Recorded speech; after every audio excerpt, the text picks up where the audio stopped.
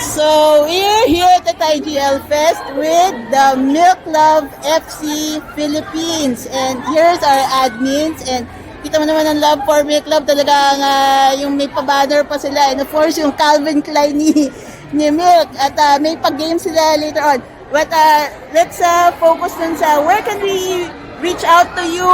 What are your new projects? Anong GC ninyo? Anything na will help Milk Love sa Philippines. Hi, good morning po. Please follow us on our social media accounts. Right.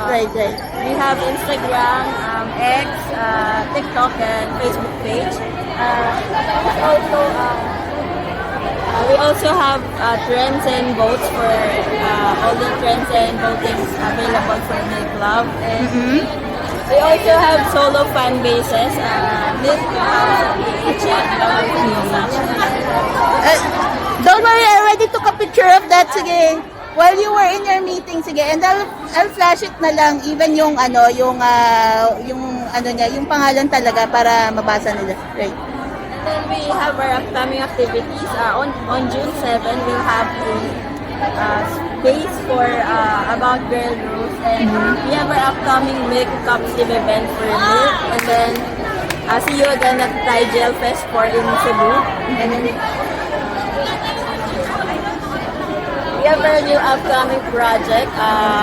It will be posted soon. It's a project of Milk Love PH for Milk and Love. Para sa dito na yan? Or end ng girl rules? No po. It's a general project for General project, right. And then the upcoming project of Milk Love, which is the demo series. Let's wait and support for it. Right. So, how come of all the ships, bakit Milk Love ang nagustuhan ninyo and you decided to make a fan club for them? What's so special about Milk Love? We chose Milk Love because ever since from the start, they have the good chemistry, and we started as the wholesome pair from 23.5 to Bad Buddy, and then given the chance to have a leading pair, which is 23.5, and look at where we are now in Girl Rules. They have grown so much, and together with the fans, and they're so humble about Kung tutuusin, kung nauna lang ang GMM TV, they should have been the first, right, na magkaroon ng drama series. Because from Bad Buddy pa lang, that predated the current wave ng Thai GL, di ba? Kasi actually, I also watched Bad Buddy and I was following them. And I was especially rooting for Love. Kasi she really wanted to be in GL before GL was popular, di ba? Right. So, parang malaking sayang na opportunity, but now they're getting more recognition, especially they're the most wholesome, di ba? So, lahat ng GL couples. Well, not so wholesome because of Girl Rules, di ba? Nabago na yung image nila. So, any new projects, collabs, anything else that you want to promote?